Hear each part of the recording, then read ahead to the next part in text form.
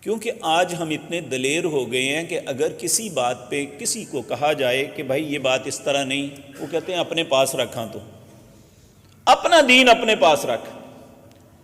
میرے بھائی، میرا دین نہیں ہے، دین اللہ کا ہے، ہمیں پہنچانے والے جناب محمد الرسول اللہ ہے، اس میں میں بھی پابند ہوں اور آپ بھی پابند ہیں۔ اگر میں اس معاملے میں بے تبدالی کروں گا تو مجرم ہوں، اگر خدا نخواستہ آپ سے یہ غلطی ہوگی تو آپ کی بھی غلطی شمار ہوگی۔